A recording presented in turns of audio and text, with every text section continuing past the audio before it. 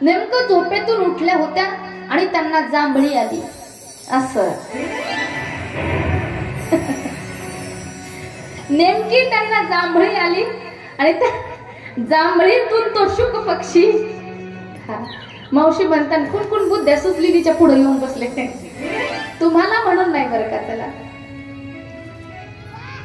आणि कथा आपली अशीच खेळीमेळी होणार आहे बरं का. जास्त लोड मी तुमच्यावरही देणार नाही. मी आहेत त्या घरात, आणि जर आतून जर त्या माणसाचा आवाज आला तरच हा माणूस आतमध्ये जातो.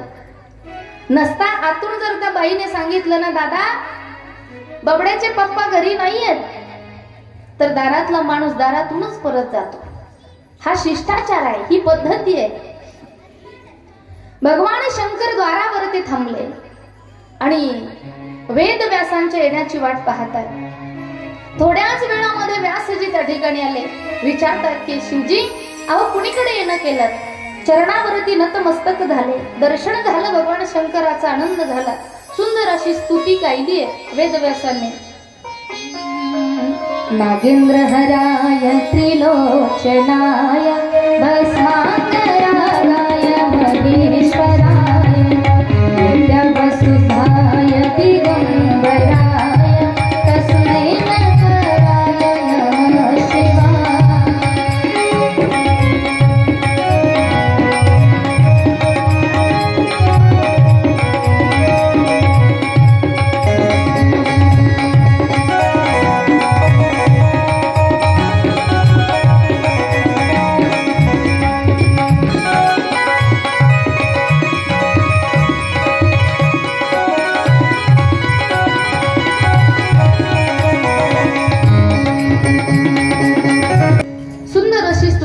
वेदव्यासांनी. आणि शिवजींना विचारलं की स्वामी, अहो कसं काय येणं केलं?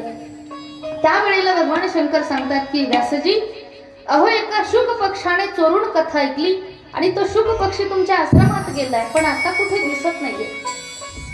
त्यावेळेला व्यासांनी जेव्हा अंतर ध्यान लावून पाहिलं, तेव्हा व्यासांच्या लक्षात आलं की तो पक्षी माझ्या पत्नीच्या उदरामध्ये जाऊन बसलाय.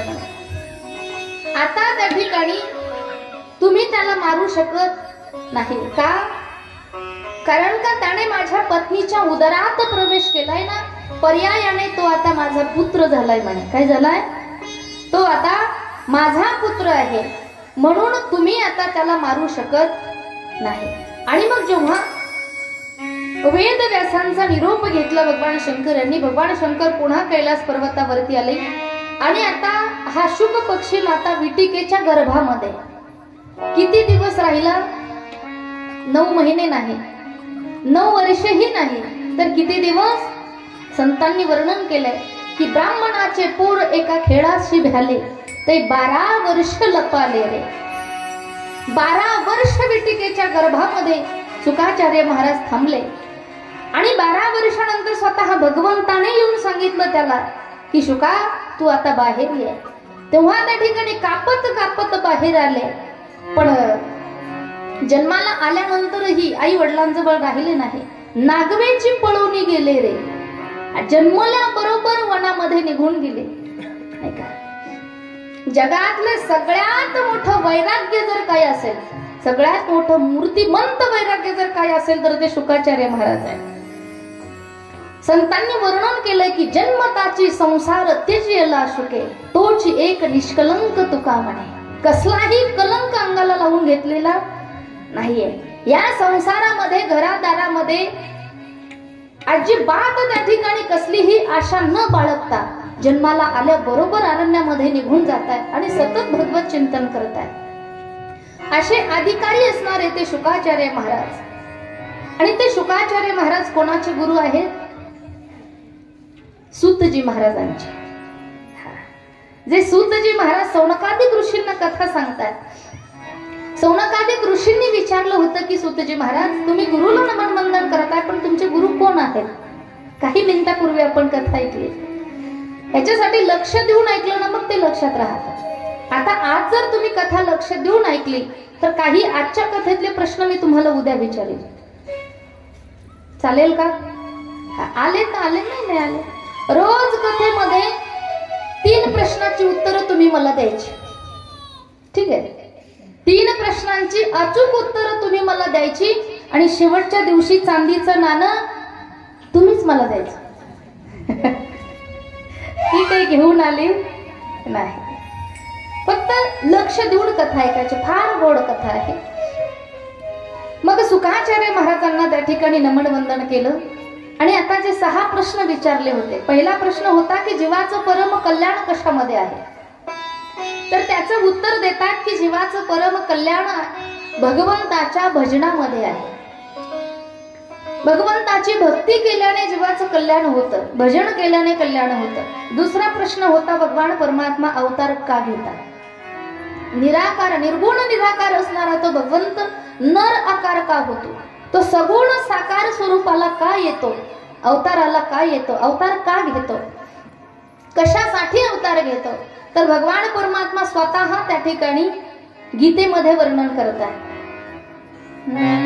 यदा यदा हि धर्मस्य ग्लानिर्भवति भारत अभ्युत्थानम् अधर्मस्य तदात्मानं सृजाम्यहम् परित्राणाय साधूनां विनाशाय च दुष्कृतां धर्म संस्थापनार्थाय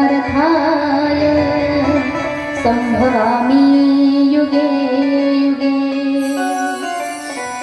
भगवान परमात्मा अवतार का घेतात. भगवंत स्वतः सांगतात की मी अवताराला का येतोय. तर यदा यदा हि धर्मस्य ग्लानिर्भवति भारत, ज्या ज्या वेळेला धर्मावर ग्लानी येते त्या त्या वेळेला मी अवतार घेतो. कशासाठी. साधूंचं रक्षण आणि दुष्टांचा संहार करण्यासाठी. अगदी याच श्लोकाचं ट्रान्सलेशन तुलसीदासजी रामचरितमानस ग्रंथामध्ये करतात. तुलसीदासजी सांगतात, जब जब होई धर्म की हानि, जब जब होई धर्म की हानि,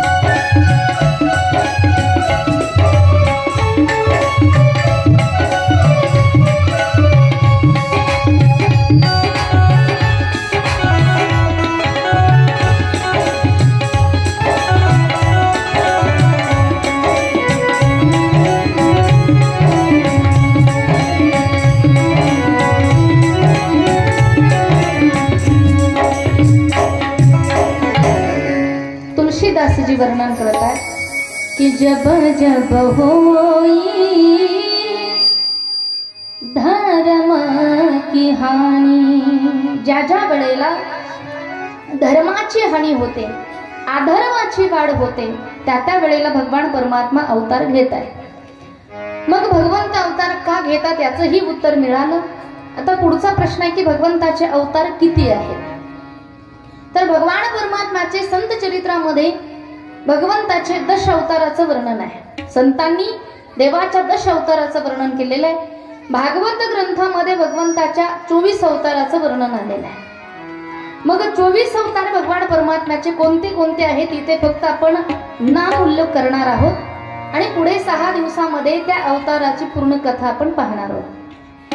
तर पहिला अवतार आहे भगवंताचा सनकादिक अवतार, वराह अवतार, नारद अवतार, नरनारायण अवतार, कपिल अवतार, दत्तात्रेय, यज्ञ भगवान, वृषभदेव, पृथु, मत्स्य, वृक्षभ, धन्वंतरी, मोहिनी, नरसिंह, वामन, परशुराम, व्यास, श्रीराम, बलराम, श्रीकृष्ण, हंस अवतार, हेग्रीव अवतार, बुद्ध अवतार असे 23 अवतार भगवंताचे झालेले आणि होणारा अवतार आहे तो म्हणजे कल्की अवतार.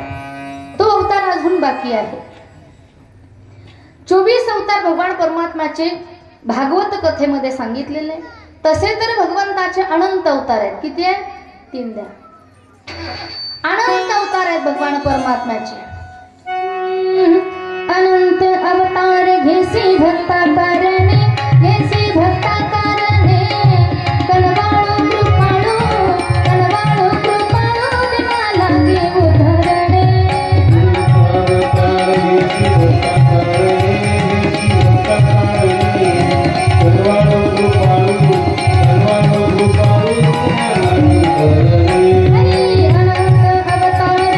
भक्ता करणे, घेसी भक्ता करणे, कनवाळू कृपाळू, कनवाळू कृपाळू दिना लागे उधरणे.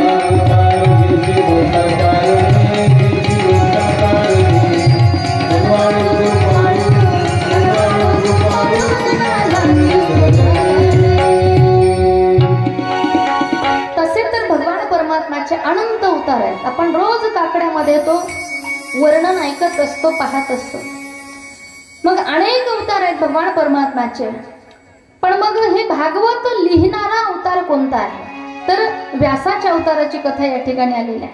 हे वेद व्यास त्या ठिकाणी कोण आहे की ज्यांनी सुंदर असणारा हा ग्रंथ लिहिला. मग वेद व्यास कसे जन्माला आले त्यांच्या जन्माची कथा या ठिकाणी आहे. प्रथम भगवान नारायण, नारायणाचे पुत्र असणारे ब्रह्मदेव, ब्रह्मदेवाचे पुत्र असणारे वशिष्ठ, वशिष्ठांचे पुत्र असणारे शक्ती, शक्तीचे पुत्र असणारे पराशर, त्यांची पत्नी आहे सत्यवती आणि पराशर आणि सत्यवतीच्या घरी भगवान वेद व्यास रूपाने प्रकट होत आहेत. बोलिये वेद व्यास भगवान की. वेद व्यासांचा अवतार झाला आणि त्या व्यासांनी त्या ठिकाणी 17 पुराणांची रचना केली. जे 18 पुराण आहेत ना त्यापैकी 17 पुराण रचले, लिहिले. महाभारतासारखा इतिहास लिहिला, महाभारतासारखा ग्रंथ लिहिला आणि महाभारतामध्ये एवढं ज्ञान आहे असं म्हणतात की महाभारती जे नाही ते नाहीची लोकित्रय, म्हणून व्यास उच्चिष्ट पाही लोकत्रय. तिन्ही लोकांमध्ये जे काही ज्ञान आहे ना, जे काही ग्रंथ, पुराण, उपनिषद, शास्त्र जे निर्माण झाले ते सगळे व्यासाचं उच्चिष्ट आहे. उच्चिष्ट शब्द आलेला आहे ज्याला आपण उष्ट म्हणतो. आपण सहज काय म्हणतो, हे याचं उष्ट आहे. पण तो उष्ट हा शब्द अपभ्रंश झालेला शब्द आहे. खरा शब्द त्याचा उच्चिष्ट असा आहे. असे बरेचसे शब्द असतात की ज्याचा अपभ्रंश झाल्यानंतर तो शब्द बदलून येतो. आता आपण अतिशय जवळच्या क्षेत्राच्या अगदी कुशीत राहतो.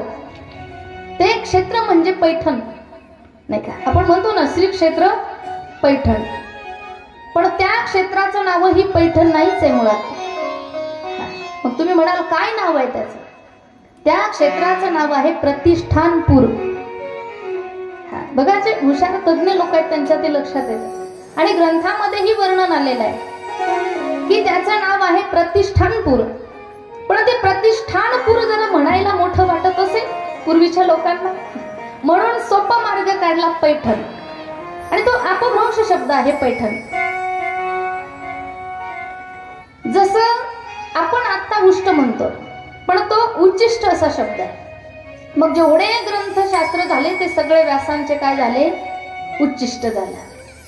मग एवढे अधिकारी असणारे ते व्यासजी 17 ग्रंथ लिहिले, महाभारत लिहिलं, पण तरी सुद्धा समाधान लागलं नाही, असमाधानी होते. चेहऱ्यावर चिंता दिसू लागली. जेव्हा नारदाची आणि व्यासांची भेट झाली त्यावेळेला नारदाने पाहिलं व्यासांच्याकडे, तर व्यासांचा चेहरा पडलेला दिसला, नाराज दिसले व्यास भगवान. त्यावेळेला नारदाने विचारलं, म्हणे व्यासजी, अहो तुम्ही का नाराज आहात? तुमच्या चेहऱ्यावर नाराजी दिसतीये. कारण माणसाचा जो चेहरा असतो ना, तो चेहरा म्हणजे डिस्प्ले आहे. काय आहे? जसं मोबाईलचा डिस्प्ले पाहतो ना आपण, तसा आपला डिस्प्ले आहे. जसं त्या मोबाईल मध्ये, त्या मेमरी मध्ये काय काय भरलेलं आहे हे आपल्याला डिस्प्लेवर पाहता येतं, तसं याही मेमरी मध्ये, डोक्यामध्ये काय काय भरलेलं आहे ते सगळं आपल्या चेहऱ्यावरती दिसत असतं. आता काही लोक ते दाखवतात, काही दाखवत नाही. काही लोक आतून जरी परेशान असले, टेन्शन मध्ये जरी असले ना, तरी त्यांच्या चेहऱ्यावर ते दिसत नाही कधी कधी. पण काही लोक असे असतात की सगळं मेमरी कार्ड चेहऱ्यावर घेऊन फिरतात. काय काय टेन्शन आहे बाबा घरामध्ये, ते सगळं त्यांच्या चेहऱ्यावर दिसत असतं. मग चेहरा नाराज दिसला आणि सांगितलं, म्हणे तुम्हाला काय चिंता आहे? का चिंताग्रस्त दिसताय तुम्ही? कारण चिंता ही प्रत्येकाच्या जीवनामध्ये असते. पहा, संतांच्याही जीवनामध्ये चिंता होती आणि आपल्याही जीवनामध्ये चिंता आहे. चिंता नाही असा माणूस शोधूनही सापडणार नाही. प्रत्येकाच्या अंतःकरणामध्ये चिंता आहे, पण चिंतेचे विषय मात्र वेगवेगळे असतात. प्रत्येकाचे चिंतेचे विषय वेगवेगळे असतात. आता काहींना सकाळी खाल्लंय पण दुपारच्याला काय खावं याची चिंता असते. गरीब परिस्थिती असेल, रोज मोल मजुरी करून धान्य आठवा निठवा धान्य कमवून आणायचं, तेवढंच दळून तेवढं भरडून तेच खायचं, अशी जर परिस्थिती असेल तर मग सकाळी खाल्ले आता दुपारी काय खावं याची काय असते? चिंता असते. आणि काही काही लोकांना आता ताटात एवढं वाढलंय पण नेमकं आता काय काय खावं याची सुद्धा काय असते? चिंता असते. मग चिंतेचे विषय वेगळे असतात. काहींना काय खावं याची चिंता असते आणि काही कितीही असलं तरी सुद्धा चिंताच करतात. हा एक वर्ग आहे. एक वयस्कर बाबा एक वेळेला भेटले. त्यांना आम्ही विचारलं, म्हणलं बाबा कसली काळजी आहे, तुमच्या चेहऱ्यावर का चिंता दिसतेय? तुमच्याकडे तर सगळं काही आहे. ते म्हणले, शारदाताई, जो माझा गोडाऊन आहे ना, जो कोशागार, तिथे मी जाऊन पाहिलं. म्हटलं मग? म्हणे माझ्या 10 पिढ्या बसून खातील एवढं धन माझ्याकडे आहे. म्हटलं मग 10 पिढ्या बसून खातील एवढं जर आहे तर मग तुम्हाला चिंता करायचं काय कारण आहे? त्याने सांगितलं, शारदाताई 10 पिढ्या खातील पण 11वी काय खाईल? कळलं का तुम्हाला? हा, माझी 11वी पिढी काय खाईल याची चिंता हा करतोय. काही गरज आहे का? मग ही रिकामी चिंता आहे. लोक खाण्याचीही खूप चिंता करतात. बरं, खाण्यासारख्या वस्तूची चिंता करावी आणि खाण्यासारख्याच वस्तू खाव्या. बरं, खायचा विषय काढला तर काय काय खातील हेही सांगता येत नाही. लोकांच्या खाण्याचा विषय सांगतायत ना महाराज, काय काय खातील. तुमच्याकडे कसं आहे मला माहित नाही, मी पहिल्यांदाच आले तुमच्या गावाला. काय काय खातील लोक? ग्रामपंचायत मध्ये आलेली खडीच खातील, सिमेंटाच्या गोण्याच खातील. आता हे गट्टू इथं छान बसवले बरं का, छान आहे. प्रांगणामध्ये किती सुंदर हे गट्टू बसवले. आता काही काही आमच्याकडचे लोक हे गट्टू सुद्धा खातात. काय खायच्या सारख्या वस्तू खाव्यात ना, काय खावं हेही कळलं पाहिजे. बरं, हे बाकी खाईनात का, पण एक 100% अनुदानित एक योजना आहे बघा शासनाची, 12,500 रुपये. आली का तुमच्या गावाला? राबवली का? तुमचं गाव तसं चांगलं आहे बरं का. पण 100% अनुदानित योजना होती, पण काही काही गावाला लोकांनी ती सुद्धा खाल्ली. काय? सुलभ शौचालय. दुसरं काही का खाईनात, पण त्याला तरी नव्हता हात लावायचा. काय खावं हे सुद्धा कळलं पाहिजे. व्यासांना विचारलं नारदांनी की व्यासजी, अहो तुमच्या मनात कसली चिंता आहे, का चेहरा नाराज दिसतो? व्यासांनी सांगितलं, म्हणे नारदजी 17 पुराणांची रचना केली आहे, पण माझं समाधान झालेलं नाही. मग नारदांनी सांगितलं, म्हणे तुम्ही अनेक ग्रंथ लिहिले, महाभारत लिहिलं, पण महाभारत हे नीतिशास्त्र आहे आणि समाधान हा नीतीचा विषय नाहीये, तर समाधान हा प्रीतीचा विषय आहे. कशाचा? प्रीतीचा, म्हणजे प्रेमाचा विषय समाधान आहे. प्रेमाशिवाय समाधान नाहीये. मग काहीतरी असं प्रेम लीला त्याच्यामध्ये आल्या पाहिजे, असं काहीतरी लिखाण करा. ज्याच्यामध्ये बाल लीला आल्या पाहिजे, भगवंताच्या प्रेम लीला आल्या पाहिजे, असं काहीतरी वर्णन तुम्ही करा, असं लिखाण करा. मग नारदजी या श्रीमद भागवताचा उपदेश वेदव्यासांना करत आहे. आणि नारदांनी उपदेश केल्यानंतर मूळ हे भागवत 4 श्लोकाचं आहे. त्या 4 श्लोकाचा विस्तार 18,000 श्लोकामध्ये वेदव्यासांनी केला. मग सुंदर असणारा हा ग्रंथ या ठिकाणी लिहिला. आणि ज्या वेळेला हा ग्रंथ लिहून झाला, पण ग्रंथ लिहून झाल्याच्या नंतर आता हा अधिकारी ग्रंथ आपण द्यावा कोणाकडे, हाही प्रश्न पुन्हा निर्माण झाला की हा ग्रंथ आता द्यावा कोणाकडे, याचा अधिकारी कोण असेल.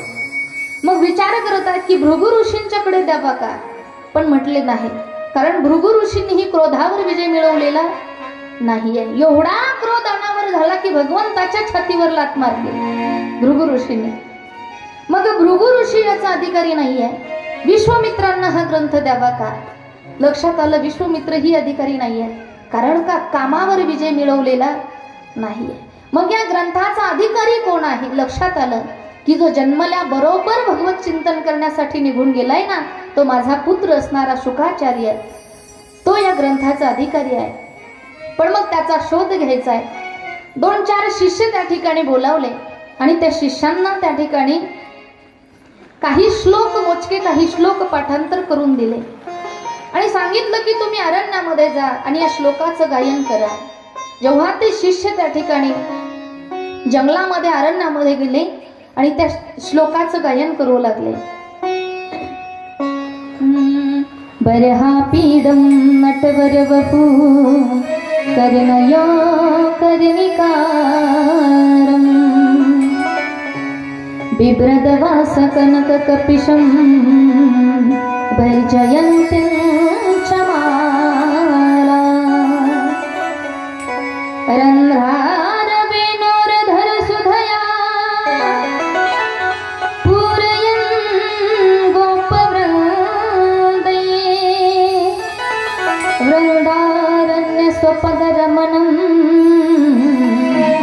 प्राविशद् गीतकीर्तिः.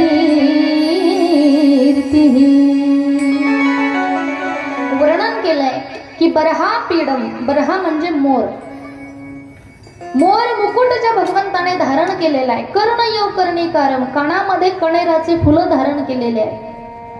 असं सुंदर ज्याच्या सौंदर्याचं वर्णन, ज्याच्या शृंगाराचं वर्णन ऐकलंय. आणि शुकदेवजी महाराज समाधीत होते, पण ते शुकदेवजी महाराज समाधीतून बाहेर आले, उठून त्या शिष्यांकडे जाणार, तेवढ्यात पुन्हा खाली बसले आणि विचार करतात की अरे, आपण ज्याच्या स्वरूपाचं वर्णन ऐकलंय, दिसायला तर तो सुंदर आहे, पण त्याचा स्वभाव काय माहिती आपल्याला कसा आहे. कारण एखादा माणूस दिसायला जरी सुंदर असला ना, तर त्याचा स्वभावही चांगलाच असतो असं काही नसतं. बऱ्याचदा माणूस वरून दिसायला सुंदर दिसतो, पण आतून तेवढाच कपटी असतो. तुमच्या गावातले सुंदर माणसं सोडून बरं का, दिसायला एखाद्या वेळेला एवढा सात्विक दिसतो तो माणूस, जसा बगळा दिसतो ना, बगळा एकदम पांढरा दिसतो, तो स्वच्छ दिसतो, सात्विक दिसतो. एखाद्या वेळेला बगळा जर तळ्याच्या काठाला जाऊन उभा राहिला ना, तर त्या तळ्यातल्या माशांना असं वाटतं की कोणीतरी साधू महात्मा आलाय काठावर, आपण त्याचं दर्शन घेण्यासाठी जावं. मग ते तळ्यातले मासे काठावर येतात साधूचं दर्शन घेण्यासाठी, पण तो साधू असा शांत ध्यान करत बसलेला असतो. जसे मासे काठावर येतात ना, तसा मासा वर येणं आणि यांनी त्याला खाऊन टाकणं संगच करतो. म्हणजे तो दिसायला सात्विक आहे, पण त्याचं वागणं, त्याचा स्वभाव सात्विक नाही. मग कोणी दिसायला जरी सुंदर असला तरी त्याचा स्वभाव सुंदरच असतो असं. शुकाचार्य महाराज विचार करत आहेत की आपण ज्याच्या स्वरूपाचं वर्णन ऐकलंय, पण त्याच्या स्वभावाचं वर्णन आपल्याला माहिती नाहीये. मग पुढचा श्लोक जेव्हा ते मुलं गातात ना, की अहो बकीयम स्तनकालकूटम जिज्ञासया पाययद प्रसाद्वी लेभे गतिं धातृचित्तान्ततोन्यं कम्वा दयालो शरणं व्रजेम. अहो बकीयम, बकी म्हणजे पुतना. जी पुतना आपल्या स्तनामध्ये विष भरून भगवंताला मारण्यासाठी आली होती. मारण्यासाठी आलेली पुतना, तिला तिचा सुद्धा उद्धार केला. तिला सुद्धा सायुज्यता नावाची मुक्ती मोक्ष देऊन तिचा उद्धार केला, तिला मुक्त केलं. असा ज्याचा प्रेमळ स्वभाव आहे. स्वभावाचं वर्णन ऐकल्यानंतर शुकाचार्य महाराज समाधीतून बाहेर आले आणि बाहेर आल्यानंतर त्या ठिकाणी त्या मुलांना विचारतायत की आणखी श्लोक मला सांगा. त्या मुलांनी सांगितलं की तुम्हाला आणखी श्लोक ऐकायचे असतील तर माझ्या बापाकडे चला, आमच्या गुरुजींच्याकडे चला. आणि मग पुढे ते शिष्य चालतात, पाठीमागे शुकाचार्य चालतात. येऊन पाहिलं तर आपल्याच बापाचं असं आहे. वेद व्यासांच्या चरणावरती नतमस्तक होत आहे. आणि जेव्हा व्यासांनाही आनंद झाला आणि व्यास भगवान हा ग्रंथ त्या ठिकाणी शुकाचार्यांच्या स्वाधीन करून देत आहे, समाधान प्राप्त झालं व्यासांना. आणि आता शुकाचार्य महाराज त्यांच्याकडे हा ग्रंथ गेला. पण पुढे सौनकादिक ऋषी सांगतात की मग शुकाचार्यांकडे तो ग्रंथ दिला, पण शुकाचार्यांनी राजा परीक्षितीला केव्हा सांगितला आणि हा परीक्षिती कोण होता हा प्रश्न विचारल्यानंतर आता परीक्षितीच्या पूर्वजांचं वर्णन या ठिकाणी आहे. परीक्षितीचे पूर्वज म्हणजे पांडव. तर पांडवांचंही वर्णन या ठिकाणी आलेलं आहे की ज्या वेळेला पांडव आणि कौरवांचं युद्ध ठरलं आणि युद्धामध्ये 99 कौरव मारले गेले, तर दुर्योधनाचे 99 भाऊ मारले गेले आणि एकटा दुर्योधन त्या ठिकाणी मृत्यूच्या द्वारामध्ये पडलेला, अंगातून रक्त वाहू लागलं. त्या कुरुक्षेत्रावरती, त्या युद्धभूमीवरती एकटा पडलेला आहे. आपलं म्हणण्यासाठी कुणीही जवळ नाहीये. आणि माणसाची अवस्था प्रत्येकाची अशीच होते. सुखामध्ये सगळे सोबत असतात. जोपर्यंत दुर्योधनाची सत्ता होती ना, हस्तिनापूरचा राजा होता, तोपर्यंत सगळे त्याच्या सोबत होते. पण आज मरणाच्या द्वारावरती एकटा पडला होता, कुणीही सोबत नव्हतं. सुंदर असं वर्णन आहे. सुख के सब साथी दुख में न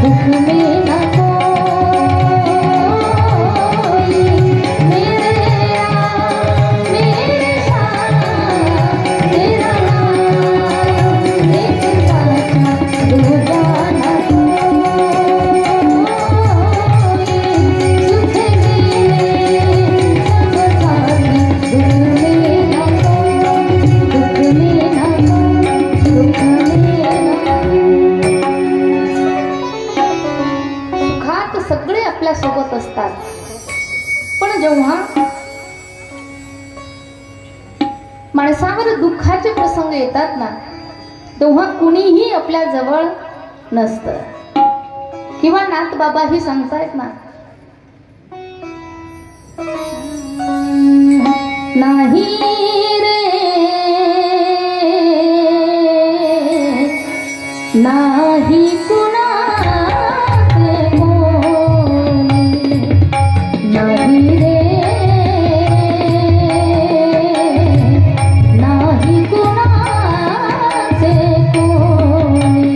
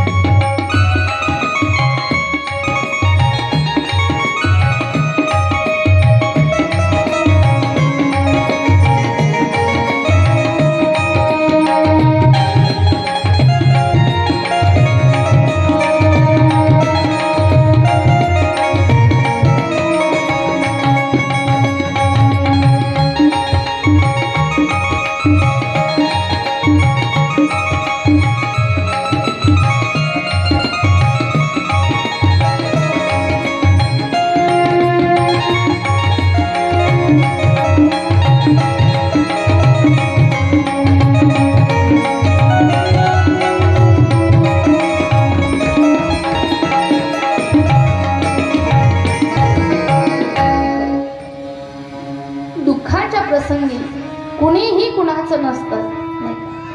बहीण कुणाची, भाव कुणाचा, कोण कुणाचे सगळे सोयी रे.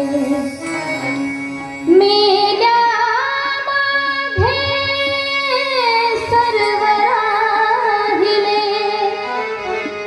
तुटतील धागे दोरे, तुटतील धागे दोरे. नाही रे नाही कुणाचे कोणी. दुःखाच्या प्रसंगामध्ये कोणीही आपल्या सोबत नसतं. आज दुर्योधन एकटा पडलेला आहे, पण त्याचा एक मित्र त्याला भेटण्यासाठी तेव्हा आला आणि तो मित्र त्याला बोलू लागला, अश्वत्थामा म्हणू लागला की मित्रा, अरे काय तुझी ही अवस्था. कालपर्यंत ज्या हस्तिनापूरचा राजा तू होतास, हजारो दास दाशा तुझ्या एका नजरेच्या विश्वारावर चालत होत्या आणि आज तू इथे एकटा पडलास. त्यावेळेला दुर्योधनाने सांगितलं म्हणे, मित्रा अरे माझे 99 भाऊ मेले, याचंही मला दुःख नाहीये. लक्ष देऊ नये का, माझे 99 भाऊ मेले, मला दुःख नाहीये म्हणे. आता काही क्षणात मीही मरणार आहे, त्याचंही मला दुःख नाहीये. पण मला दुःख एकाच गोष्टीचं आहे म्हणे, काय की 5 पांडवांपैकी एकही मेलं नाही. ह्या गोष्टीचं दुःख आहे म्हणे. बघा, मरणाच्या काठावर बसलाय. यालाच म्हणायचं विनाशकाले विपरीत बुद्धी. माणसाचा अंतकाळ जवळ आला ना, विनाशकाळ जर जवळ आला ना, माणसाला वाईट बुद्धी सुचते. त्याने सांगितलं, एक जरी पांडव मेलं असताना, पांडवातला एक जण जरी मेलं असताना 5 पैकी, तरी मी समाधानाने मेलो असतो म्हणे. आणि मग अश्वत्थाम्याने सांगितलं म्हणे, मित्रा, तुझी ही शेवटची इच्छा मी पूर्ण करतो म्हणे. मला तुझा सेनापती घोषित कर. दुर्योधनाने आपल्या रक्ताचा तिलक अश्वत्थाम्याला केला आणि सांगितलं, आजपासून तू माझा सेनापती आहेस. आता अश्वत्थाम्याने सांगितलं म्हणे, दुर्योधना, मी तुझी शेवटची इच्छा पूर्ण करतो म्हणे. एकच काय तर 5ही पांडव मारून त्यांचे शिर कापून तुझ्या समोर आणून ठेवतो म्हणे. वचन दिलं दुर्योधनाला अश्वत्थाम्याने. आणि आता पांडवांना मारण्यासाठी अश्वत्थामा निघालेला आहे. पण विचार करतोय की आता पांडवांना मारायचंय, पण कसं मारावं. रात्र झालेली होती आणि एका झाडाखाली तो थांबला होता. झाडाखाली बसल्या बसल्या तो विचार करू लागला की आता पांडवांना कसं मारलं पाहिजे. वचन तर दिलंय. मग त्या झाडावरती काही कावळे त्या ठिकाणी झोपलेले होते, असं वर्णन आहे. कावळे झोपलेले होते आणि तिथे एक गिधाड आलं, घुबड आलं. घुबड माहितीये ना, की घुबड असे असतात की ते दिवसभर झोपा काढतात आणि रात्रभर जागरण करतात. घुबड कधी दिवसा जागे दिसत नाही आपल्याला, दिवसभर झोपलेले असतात आणि रात्रभर जागे असतात. कोण? घुबड. असे आज काही घुबडाच्या राशीचे लोक असतात की ते सुद्धा रात्रभर जागरण करतात, महाराज मंडळी सोडून. बरं का, बरेच लोक असे असतात की ते दिवसभर झोपतात आणि रात्री जागतात. का जागतात रात्री? कारण मोबाईलचं नेट चांगलं चालतं ना. तुमच्याकडे कसं माहित नाही मला, पण आमच्याकडे नेट चांगलं चालतं रात्री, म्हणून रात्रभर लोक काय करतात? जागे राहतात. तसे ते घुबड त्या ठिकाणी रात्रभर जागे होते आणि त्यांनी पाहिलं की हे कावळे त्या ठिकाणी झोपलेले होते. आणि मग झोपलेल्या कावळ्यांना त्या घुबडाने झोपेतच मारलं. आणि हे दृश्य पाहिलं अश्वत्थाम्यानं. त्याने पाहिलं की जसं ह्या घुबडांनी कावळ्यांना झोपेत मारलं ना, आता तसंच जायचं आणि पांडवांना झोपेतच मारायचं. त्या घुबडाला गुरु मानलं आणि त्याच्याकडून ही शिक्षा घेतली, ज्याला काक उल्लूक न्याय असं म्हटलेलं आहे शास्त्रामध्ये. त्या घुबडाकडून ती शिक्षा घेतली, त्याला गुरु मानलं आणि आता ठरवलं म्हणे, रातोरात जाऊन झोपेतच असणारे ते पांडव त्यांचे शिर कापून आणायचे नाही. निघाला अश्वत्थामा हस्तिनापूरच्या दिशेनं. पण इकडे भगवंताच्या लक्षात आलं की दुष्ट असणारा अश्वत्थामा पांडवांना मारण्यासाठी निघालेला आहे. कारण भगवान परमात्मा रात्रंदिवस पांडवांचं रक्षण करण्यासाठी त्या ठिकाणी हस्तिनापूर मध्ये राहत होता. भगवान परमात्म्याने ठरवलंय पांडवांचं रक्षण करायचं. मग ज्याचं रक्षण करायचं जर भगवंताने ठरवलं असेल ना, त्याला कोणी जगात मारू शकत नाही. तीन द्या. जाको रखे साईया मार सके ना कोई, जाको रखे साईया मार सके ना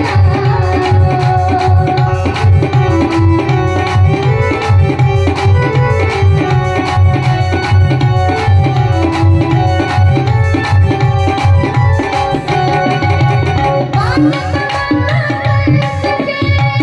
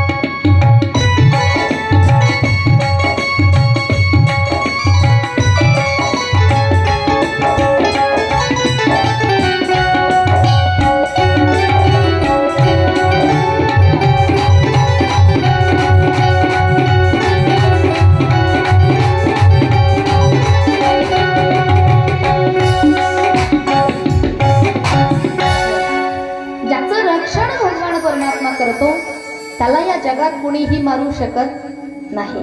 कारण मारणं आणि वाचवणं ते फक्त देवाच्या हातात आहे, फक्त भगवंताच्या हातात आहे. मारणाराही तो आहे आणि तारणाराही तोच आहे. मारने वाला है भगवान, बचाने वाला है भगवान. मारने वाला है भगवान, बचाने वाला है भगवान.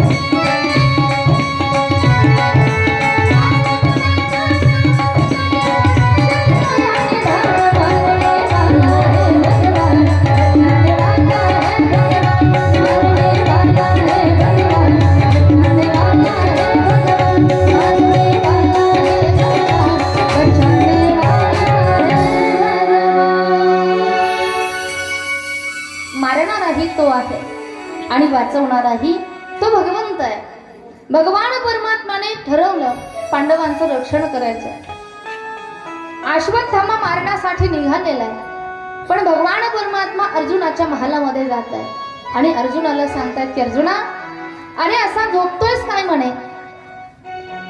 ही तर खरी तुमची आनंदाची रात्र आहे, विजयाची रात्र आहे. खऱ्या अर्थाने तुमचा आज विजय झाला आहे आणि विजयाची रात्र अशी कोणी झोपेत घालवतं का. बघा ना, आजही ज्या दिवशी निकाल लागतो, ज्या दिवशी ग्रामपंचायतचा निकाल असतो, त्या दिवशी निकाल लागल्याच्या नंतर ज्यांचा विजय झाला ते लोक घरी असतात का? कुठे मग सत्याला जातात का? निकालाच्या दिवशी, विजयाच्या दिवशी लोक हायवेवर असतात. कुठे असतात? हायवेवर असतात. तो आनंद साजरा करतात. भगवान परमात्माने सांगितलं म्हणे अर्जुना, अरे ही तुमची विजयाची रात्र आहे आणि ही रात्र अशी झोपेत घालवू नका. चला म्हणे कुठेतरी बाहेर आपण तो आनंद साजरा करू. पाचही पांडवांना घेऊन भगवंत बाहेर निघून जातात आणि त्या पांडवांच्या कक्षामध्ये त्यांचे 5 मुलं येऊन झोपतात. द्रौपदीचे 5 मुलं त्या बापाच्या कक्षामध्ये येऊन झोपले आणि हा अश्वत्थामा पांडवांना मारण्यासाठी निघाला होता. रात्रीची वेळ होती. त्यानं कक्षामध्ये येऊन पाहिलं तर 5 जण झोपलेले दिसले आणि पांडवांचे मुलं हे दिसायला पांडवांसारखेच होते. 5 जण झोपलेले आहेत. लक्षात आलं त्याच्या. धारदार शस्त्र त्याने आणलेलं होतं. जवळ आला आणि 5ही मुलांचे शिर त्याने धडा वेगळे केले. 5ही मुलांची शिर कापली.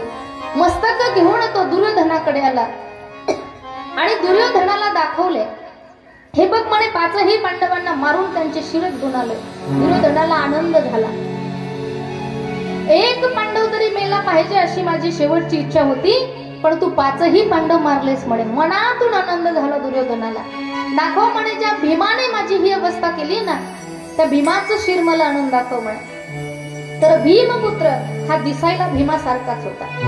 मग जेव्हा भीमपुत्राचं मस्तक त्या अश्वत्थाम्याने दुर्योधनाच्या जवळ दिलं ना, दुर्योधनाने जेव्हा त्याला बोट लावून पाहिलं त्या मस्तकाला, तर त्या मस्तकाला खड्डा पडला बोट लावल्याबरोबर.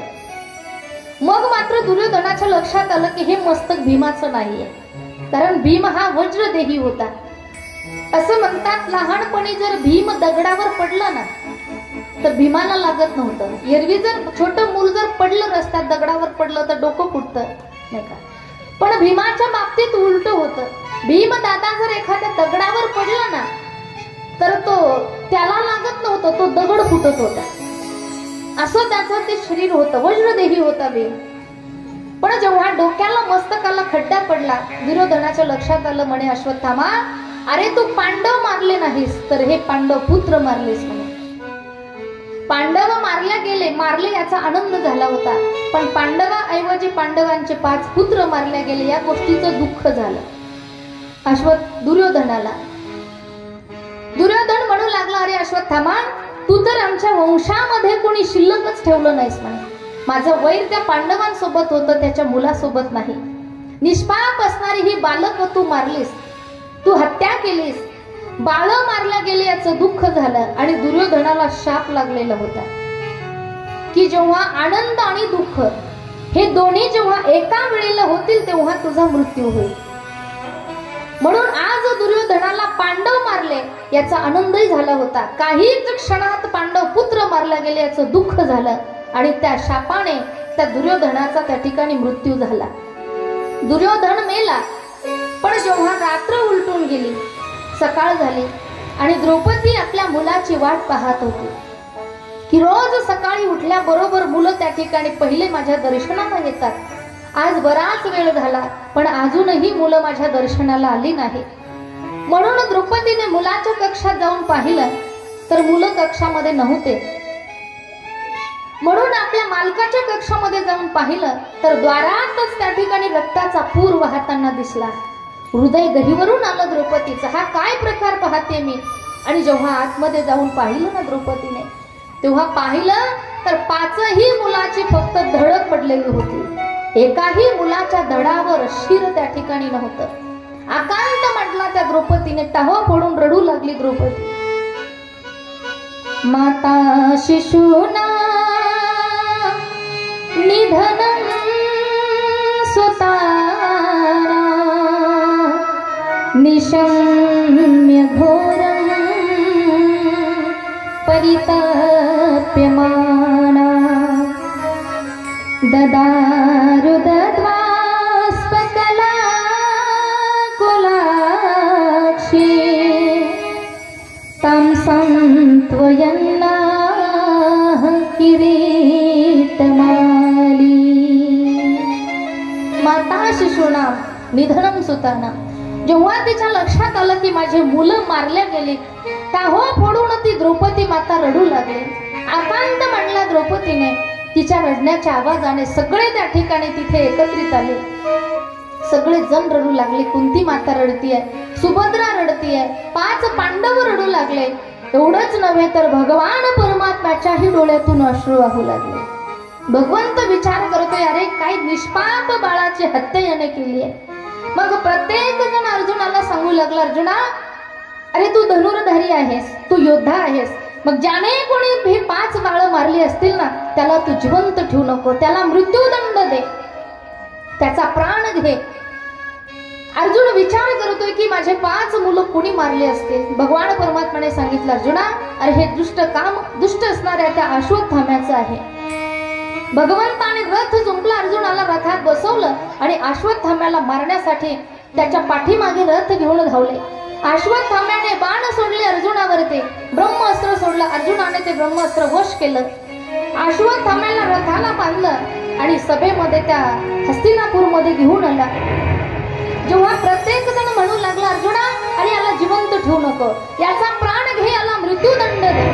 पण ज्या वेळेला द्रौपदीला विचारलं की द्रौपदी याने तुझे 5 मुलं मारले, सांग म्हणे याला काय शिक्षा देऊ. त्यावेळेला द्रौपदी माता सांगते की मुच्यतां मुच्यतामेष ब्राह्मणो नितरां गुरुः. मुच्यतां म्हणजे सोडून द्या, सोडून द्या, त्याला मारू नका. का? कारण तो ब्राह्मण आहे आणि तुमचा गुरुपुत्र आहे, गुरु द्रोणाचार्याचा तो पुत्र आहे, त्याला त्या ठिकाणी मारू नका. सगळेजण द्रौपदीकडे पाहतात की का बोलते द्रौपदी असं. विचारले, द्रौपदी अगं तू का सांगतेस असं की त्याला मारू नको. त्यावेळेला द्रौपदी रडत रडत बोलू लागली, म्हणे स्वामी अहो मुलं गेल्याच्या नंतर, मुलं मेल्याच्या नंतर आईला काय दुःख होत आहे ते दुःख मी सध्या अनुभवतेय म्हणे.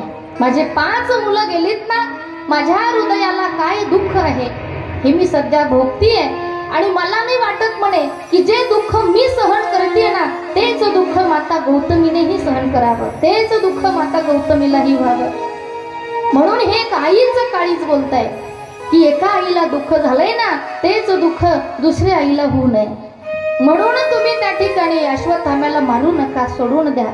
हे वाक्य जेव्हा ऐकलं द्रौपदीचं, भगवान परमात्मा रडू लागले. म्हणे द्रौपदी तू खऱ्या अर्थाने आज माझी बहीण चोपतेस म्हणे, की ज्याने तुझे 5 मुलं मारलेत त्याच्याविषयी सुद्धा तुझ्या अंतकरणामध्ये प्रेम आहे. मग दुर्योधनाला त्या अश्वत्थाम्याला सोडून दे म्हटल्याच्या नंतर सगळेजण आता अर्जुनाकडे पाहतायत. अर्जुन काय करतोय? कारण प्रत्येकाला वचन दिलं होतं अर्जुनाने की याला मी मृत्यूदंड देईन. अर्जुनाने भगवंताकडे पाहिलं की आता मी काय करावं. भगवान परमात्माने सांगितलं अर्जुना हा ब्राह्मण आहे म्हणून याची हत्याही करायची नाही, कारण ब्रह्म हत्येचं पातक लागतंय. ब्राह्मण असल्यामुळे हत्या करायची नाही, पण हा आताताई आहे, हा बाल हत्यारा आहे, हा पापी आहे, म्हणून याला जिवंतही सोडायचं नाही. मग आता काय केलं पाहिजे? मग अर्जुनाने काय केलं की भर सभेमध्ये त्या अश्वत्थाम्याचा अपमान केला. आणि शास्त्र असं सांगतंय की ब्राह्मणाचा अपमान जरी झाला ना तरी तो त्याला मृत्यूप्रमाणेच असतो. अपमान जरी केला ना त्याचा मृत्यू घेतल्याप्रमाणे आहे. मग अर्जुनाने त्या अश्वत्थाम्याचा अपमान केला, त्याला सभेतून हकलून लावलं. पण अश्वत्थाम्याला याचाही राग आला, अर्जुनाने अपमान केला. आता अश्वत्थाम्याने ठरवलं म्हणे या पांडवाच्या वंशामध्ये कुणी शिल्लकच ठेवणार नाही म्हणे. मग लक्षात आलं की अभिमन्यू जेव्हा चक्रव्यूहामध्ये मारला गेला ना तेव्हा अभिमन्यूची पत्नी उत्तरा ही गर्भवती होती. मग उत्तरेच्या गर्भावर ब्रह्मास्त्र सोडलं अश्वत्थाम्याने.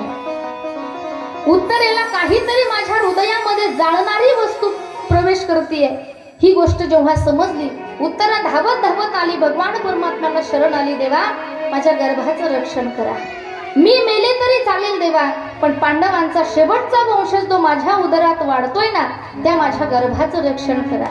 देवाला विनंती करते, देवा तुम बिना मारी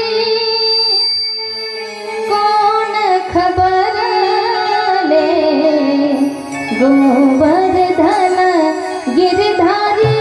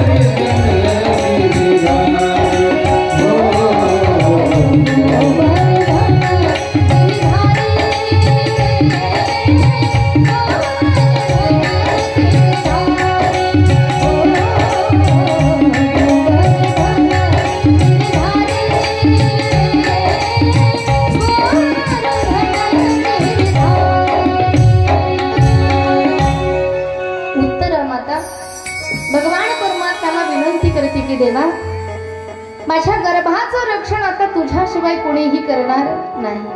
तुम बिना मोरी कोण खबरले, गोवर्धन गिरिधारी रे, गोवर्धन गिरिधारी. जेव्हा भगवंताच्या लक्षात आलं की उत्तरेच्या गर्भावर त्या ठिकाणी अश्वत्थामाने ब्रह्मास्त्र सोडलेलं आहे, भगवान परमात्मा अंगुष्ठ रूप घेतात आणि उत्तरेच्या गर्भामध्ये त्या ठिकाणी प्रवेश करतात आणि सुदर्शन चक्राच्या द्वारे त्या ब्रह्मास्त्रापासून गर्भाचं रक्षण करतात.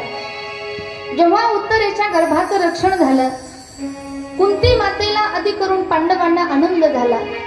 कुंती माता भगवंताच्या चरणावरती नतमस्तक होती. देवा, अरे माझ्या पांडवांचं तर तू वेळोवेळी रक्षण केलंच आहेस, पण आज माझ्या पांडवांचा शेवटचा वंशज आहे, माझ्या सुभद्रेचा नातू, माझ्या अभिमन्यूचा मुलगा, अभिमन्यूचा पुत्र असणारा उत्तरेचा गर्भ, त्या गर्भाचं सुद्धा तू त्या ठिकाणी रक्षण केलंस. अनेक प्रकाराने कुंती मातेने भगवंताची स्तुती गायली. सर्वांनी भगवान परमात्म्याचे आभार मानले आणि आता भगवान परमात्मा सांगतात की आत्या, आता तुमच्याकडचं कार्य माझं पूर्ण झालेलं आहे, आता मला द्वारिकेला गेलं पाहिजे. कारण जोपर्यंत कौरव त्रास देत होते तोपर्यंत पांडवांचं रक्षण करण्यासाठी मी या ठिकाणी थांबलो होतो. पण आज आता पांडव हस्तिनापूरचे राजे झाले, तू राजमाता झालीस, आता तुमच्या जीवनातलं दुःख दूर झालंय, आता मी द्वारिकेला गेलं पाहिजे. त्यावेळेला कुंती मातेच्या डोळ्यातून अश्रू वाहू लागले. देवाने सांगितलं म्हणे, आत्या तुम्ही रडू नका, तुम्हाला काय पाहिजे ते मागवून घ्या माझ्याकडून, मी जाणार आहे. त्यावेळेला कुंती मातेनं सांगितलं म्हणे, कृष्णा, अरे द्यायचंच असेल ना तर या जगामध्ये जेवढे दुःख असतील ते सगळे दुःख माझ्या पदरात टाक म्हणे. भगवंताने विचारलं म्हणे, वेड्या आहेत का आत्या तुम्ही, आतापर्यंत का दुःख कमी भोगले तुम्ही आणि आजही तुम्ही दुःखच मागता, आणि का तुम्ही दुःख मागता?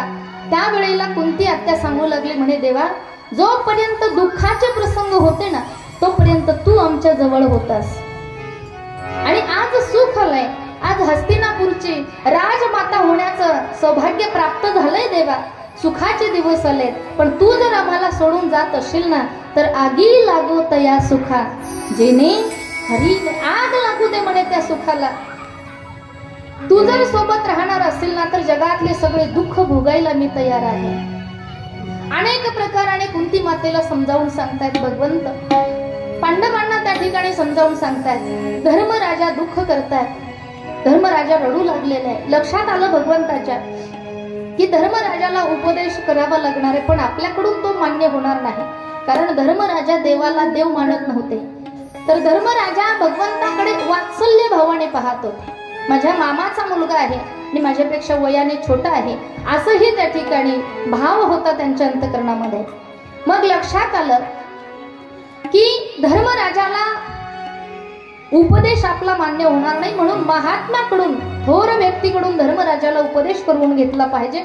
म्हणून सर्वांना घेऊन आता कुरुक्षेत्रावरती जाण्यासाठी निघताय की जिथे भीष्माचार्य 52 दिवसापासून बाणाच्या शय्येवर पडलेले होते. भीष्माचार्य भगवंताची वाट पाहत आहेत.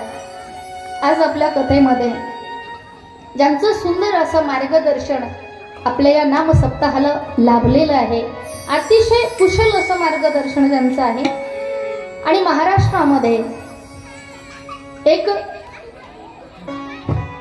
अभ्यासू कीर्तनकाराच्या यादीमध्ये ज्यांचं नाव गणलं जातं. आता कीर्तनकार कसे महाराष्ट्रामध्ये खूप झाले बरं का, पण एक सूत्रबद्ध कीर्तन ज्याला म्हटलं जातं, एक अभ्यासू कीर्तनकार म्हणून ज्यांचं महाराष्ट्रामध्ये नाव घेतलं जातं, असे आदरणीय हरिभक्त परायण रामेश्वरजी महाराज भवर महाराजांनी आज कथेसाठी उपस्थिती लावलेली आहे. जोरदार टाळी वाजवा महाराजांसाठी. गोड असं मार्गदर्शन महाराजांचं आपल्याला लाभलेलं आहे आणि त्यांच्याच माध्यमातून ही भागवत कथा रूपी सेवा ही माझ्या वाट्याला आलेली आहे. तेव्हा महाराजांनाही मनापासून धन्यवाद आहे. सर्व ग्रामस्थ मंडळ, सप्ताह कमिटीलाही मनापासून या ठिकाणी धन्यवाद आहे. गोड नियोजन या ठिकाणी केलेलं आहे. भगवान परमात्मा पांडवांना घेऊन कुरुक्षेत्रावरती जाण्यासाठी निघताय आणि भीष्माचार्य तिकडे भगवान परमात्म्याची वाटच पाहत आहे. डोळ्यात प्राण आणून त्या ठिकाणी भगवंताच्या येण्याची वाट पाहत आहे.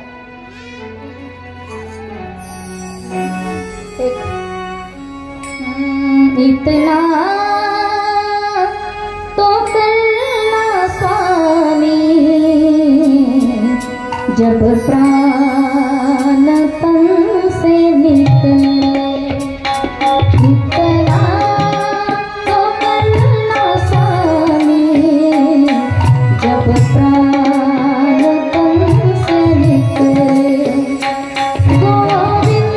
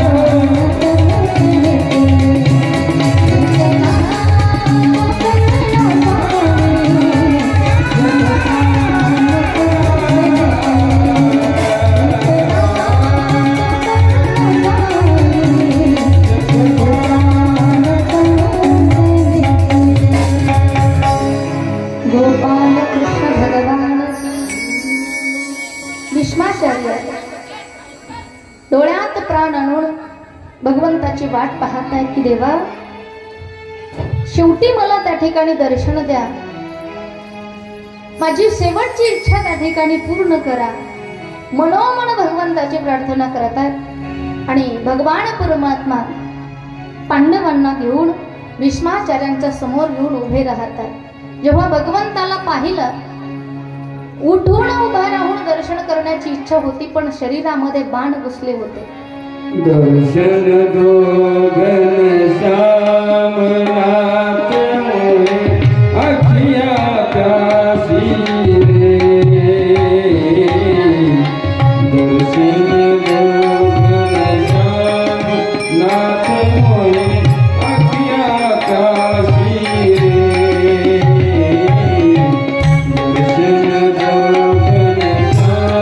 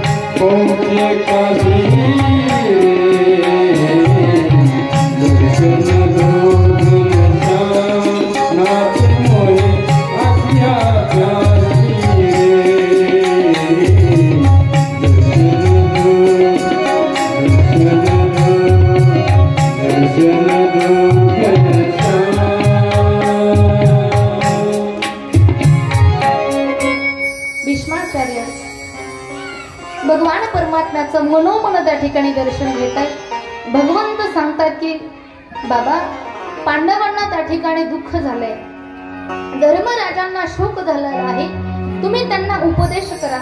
मग धर्मराजाला त्या ठिकाणी उपदेश करतात की दान धर्मान राजधर्मान मोक्ष धर्मान विभागशः स्त्री धर्मान भगवत धर्मान समास व्यास योग्यतः। राजा तू आता हस्तिनापूरचा राजा आहेस, मग राजाच्या जीवनामध्ये दान धर्म असला पाहिजे। जो गृहस्थ आश्रमी आहे त्याच्या जीवनामध्ये दान धर्म असलाच पाहिजे। राजधर्म काय आहे, मोक्ष धर्म काय आहे, अनेक प्रकारचा उपदेश करतात। आणि स्त्री धर्माचा उपदेश करत असताना सांगतात भीष्माचार्य, तुम्ही इकडे बघा, माझ्याकडे बघा। भीष्माचार्य सांगतात की राजा, अरे तुझ्या राजामध्ये जर एखाद्या अबला स्त्रीचा जर कुणी अपमान करत असेल तर तो अपमान तू थांबवला पाहिजेस। स्त्रीचा जर अपमान होत असेल आपल्या डोळ्यासमोर तर तो आपण थांबवला पाहिजे। आणि थांबवण्याची जर शक्ती नसेल तर किमान तो स्त्रीचा अपमान होताना आपण उघड्या डोळ्याने पाहू तरी नाही। जर स्त्रीचा अपमान होताना आपण जर तो पाहत असू तर ते पाप आहे। आणि हा उपदेश जेव्हा भीष्माचार्य करतायत, द्रौपदी बाजूला उभी होती, द्रौपदीला हसू आलं, हसली द्रौपदी। भीष्माचार्य विचारतात की द्रौपदी अगं तू का हसलीस? त्यावेळेला द्रौपदी सांगते नाही म्हणे बाबा काही नाही, सहजच हसले। पण भीष्माचार्य सांगतात द्रौपदी तू कुलवान स्त्री आहेस, तू शीलवान स्त्री आहेस। आणि जी शीलवान स्त्री असते ना ती विनाकारण कधीच हसत नाही। तू हसलीस म्हणजे काहीतरी कारण असलं पाहिजे, का हसलीस? त्यावेळेला द्रौपदीनं सांगितलं म्हणे बाबा आज तुम्ही जो उपदेश माझ्या मालकांना करताय की स्त्रीचा अपमान होताना पाहणं हे पाप आहे, मग एखाद्या आपल्या स्त्रीचा अपमान होताना डोळ्यानं पाहणं जर पाप असेल बाबा तर मग हेच पाप तुम्ही का केलंय? विचारते द्रौपदी। आठवतंय का म्हणे बाबा की ज्या वेळेला तो दुःशासन माझं वस्त्र ओढत होता, भर सभेमध्ये तो माझा अपमान करत होता, त्यावेळेला त्या सभेमध्ये उंच आसनावर बसलेले तुम्ही होते। एक नजर जरी उचलून पाहिलं असतं ना दुर्योधनाकडे दुःशासनाकडे तरी माझं वस्त्रहरण होताना थांबलं असतं, पण तुम्ही ते का केलं नाही? हे पाप तुम्ही का केलं? त्यावेळेला भीष्माचार्यांच्या डोळ्यातून अश्रू वाहू लागले। सांगतात की द्रौपदी अगं ज्या वेळेला तुझा अपमान होत होता कळत होतं मला पण तरी सुद्धा मी थांबवू शकलो नाही, कारण मी त्या दुर्योधनाचं दुष्टाचं अन्न खात होतो. म्हणून त्याच्या घरचं मीठ खात होतो ना, म्हणून त्याच्याच बाजूने मला नीट काम करावं लागलं. आणि जीवनात फक्त एकच पाप माझ्याकडून झालंय की तुझं वस्त्रहरण होताना उघड्या डोळ्याने पाहिलंय आणि त्याच पापाची शिक्षा भोगतोय. म्हणे 52 दिवस झाले बाणाच्या शय्येवरती पडलं, त्याच पापाची शिक्षा भोगतोय. शरीरातला रक्ताचा थेंब ना थेंब त्या ठिकाणी वाहून गेलेला होता. आज त्या ठिकाणी भगवान परमात्म्याचं दर्शन झालेलं आहे. पांडवांना उपदेश करून झाला आणि भगवंताला डोळ्यात साठवून भीष्माचार्य भगवंताला पाहून बोलू लागलेले की देवा, माझी शेवटची इच्छा तुम्ही पूर्ण केली, मला तुम्हाला काहीतरी देण्याची इच्छा आहे. म्हणे मग काय द्यावं, तर 11 श्लोकाचं पुष्प भगवंताच्या चरणावरती समर्पित करत आहेत. इतिमती रूप कल्पिता वितृष्णा भगवती सात्वत पुंगवे भूमि स्वसुखमुपगते कुचन्दुहर